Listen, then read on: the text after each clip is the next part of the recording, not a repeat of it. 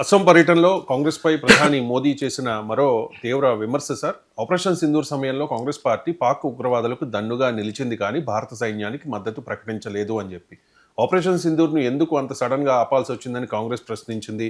ఎన్ని యుద్ధ విమానాలు కూలిపోయాయో చెప్పాలంటూ రాహుల్ డిమాండ్ చేశారు. కానీ మోదీ అంటూ ఉన్నారు సార్, పాక్ ఉగ్రవాదులకే కాంగ్రెస్ సపోర్ట్ చేసింది అని చెప్పేసి.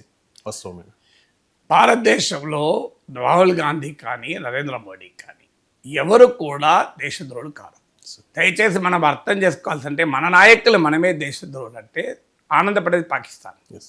పాకిస్తాన్ ఆనందపడేది తప్ప అంటే ఇక భారతదేశాన్ని అత్యధిక కాలం పాలించిన పార్టీ మాకు అనుకూలమట.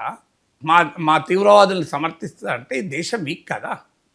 సో ఒక మన దేశం ముఖ్యం, రాజకీయాల తర్వాత అండి. నేషన్ ఫస్ట్, పాలిటిక్స్ లాస్ట్ కదా.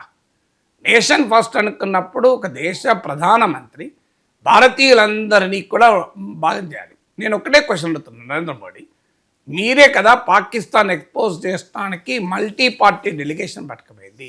అందులో మరి కాంగ్రెస్ వాళ్ళు ఎందుకు తీసుకెళ్లారు? అంటే పాక్ తీవ్రవాదుల్ని మద్దతు ఇచ్చేటువంటి పార్టీ ప్రతినిధుల్ని నరేంద్ర మోడీ ప్రభుత్వం ఎందుకు తీసుకెళ్ళేది? అంటే మీరు దేశద్రోహచర్య కాదా?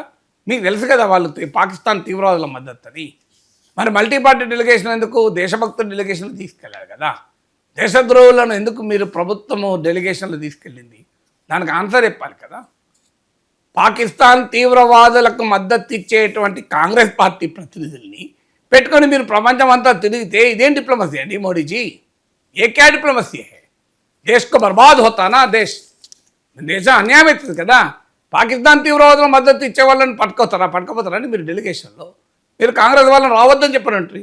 ఎందుకంటే వాళ్ళు పాక్ తీవ్రవాదుల మద్దతు ఇస్తారు కనుక వాళ్ళు మా ప్రభుత్వం తీసుకెళ్లే డెలిగేషన్లో ఉండకూడదని చెప్పనంటారు. అప్పుడు మీ ఆనెస్టీని ఒప్పుకునే వాళ్ళం అట్లీస్ట్ పొలిటికల్ లాగా.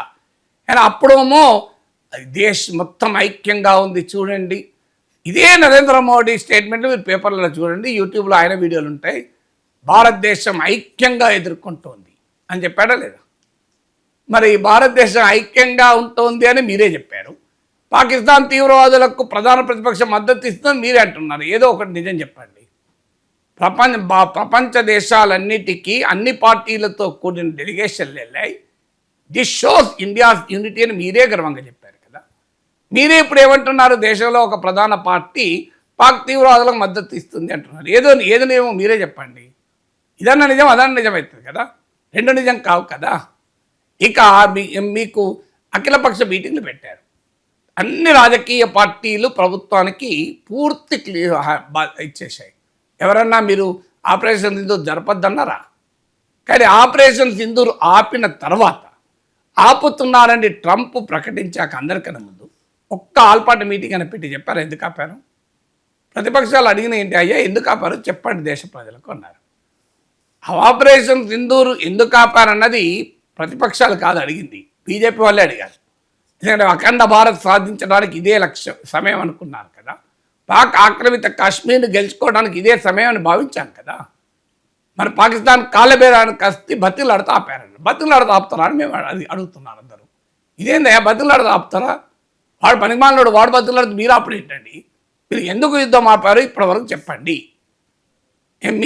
ఇది సైన్యాన్ని వ్యతిరేకించిన ఎక్కడిది? ఇండోనేషియాలో ఎంబసీకి ఆర్మీ అటాచీ చెప్పాడు, పొలిటికల్ కన్స్ట్రెయిన్స్ వల్ల మేము కొన్ని నష్టాలు అనుభవించాం. ఇది ఎవరు చెప్పింది? కాంగ్రెస్ పార్టీ కాదు. మీరు గూగుల్లో కొట్టండి వస్తుంది. Army attache to Indonesian embassy, Indian embassy in Indonesia. ఆయన మన ఆర్మీ వెటరన్ చెప్పాడు, పొలిటికల్ కన్స్ట్రెయిన్ మాకు రాజకీయంగా ఆంక్షలు ఉండడం వల్ల, పరిమితులు విధించడం వల్ల మేము కొన్ని అసెట్స్ను కోల్పోయాము అని చెప్పారు. ఇది మనం చెప్పింది కాదు కదా. మరి ఏది నిజం? ఆర్మీని ఎవరు వ్యతిరేకిస్తారు? రాజకీయాలు వ్యతిరేకిస్తారు. కానీ ప్రైమ్ మినిస్టర్ మోడీకి రిక్వెస్ట్ ఏంటంటే, ఒక్కసారి మీ స్వార్థ రాజకీయాల కొరకు ఆర్మీని లాగారనుకోండి, ఆ దేశం అన్యాయం అవుతుంది. చూడండి పాకిస్తాన్, చూడండి బంగ్లాదేశ్, చూడండి Nepal. Please do not bring army to politics. అది మీకు తక్షణంగా రాజకీయాల్లో బీహార్ ఎన్నికలు ఉపయోగపడుతుందేమో, కానీ దేశం బలహీనమవుతుంది. భారతీయ సైన్యానికి ఒక గ్లోరియస్ ట్రెడిషన్ ఉంది. రాజకీయాలకు దూరంగా పౌర ప్రభుత్వం ఆదేశాల మేరకే పనిచేసేటువంటి ఒక గొప్ప చరిత్ర ఉన్న సైన్యం అనేది. అలాంటి సైన్యాన్ని మీరు పొలిటికల్గా డివైడ్ చేయకండి. Don't bring politics into army. ఆర్మీకి రాజకీయాల ముడిపెట్టకండి. రాజకీయాలు మీరు ఏమన్నా కొట్లాడుకోండి, కానీ దేశం బలహీనమైతే ఒక్కసారి ఆర్మీలో పాలిటిక్స్ పట్టుకొస్తే ఆర్మీ కూడా బీజేపీ ఆర్మీగా కాంగ్రెస్ ఆర్మీగా డివైడ్ కాకూడదు. Army Indian army. So army versus opposition అనే నరేటివ్ను మీరు బిల్డ్ చేయదలుచుకున్నారు. అంటే ఆర్మీకి ప్రతిపక్షాలు వ్యతిరేకము అని. ఇది చాలా ప్రమాదకరం. మీకు రాజకీయంగా లాభం కొరకు ఈ దేశాన్ని బలహీనపరచకండి. నేను చేతులు జోడించి మోడీ గారికి చెప్పేది, అయ్యా నేషన్ ఫస్ట్, పాలిటిక్స్ ఇది లాస్ట్. దేశాన్ని బలహీనం చేయకూడదు. మీ కాంగ్రెస్ పార్టీని ఏమన్నా తిట్టుకొని భూస్థాపితం చేసుకోండి, మాకు అభ్యంతరం లేదు. కాంగ్రెస్ పార్టీకి ఎన్నికల కమిషన్ తర్వాత గుర్తింపు కూడా రద్దు చేసుకోండి, మాకు అభ్యంతరం లేదు. కాంగ్రెస్ పార్టీని ఎన్నికల నుంచి నిషేధించండి, నాకు అభ్యంతరం లేదు. కానీ army versus Indian opposition parties అనే నరేటివ్ వల్ల ఆర్మీ వీక్. ఎందుకంటే ఆర్మీలో కూడా కాంగ్రెస్ పార్టీ బీజేపీ అనే ఆర్మీ చూడమా, దేశం ఆర్మీ అండి. ఇది ఇండియన్ ఆర్మీ. ఆర్మీలో తెలుగు, తమిళ, పంజాబీ, నార్త్, సౌత్ ఏ డివిజన్ లేదు. They are Indian army. అందులో మళ్ళీ మీ politics, army BJP unit, army Congress పట్టుకొస్తే దేశం అన్యాయం అవుతుందండి. దేశాన్ని బలహీనపరచకండి రాజకీయాల కోసం.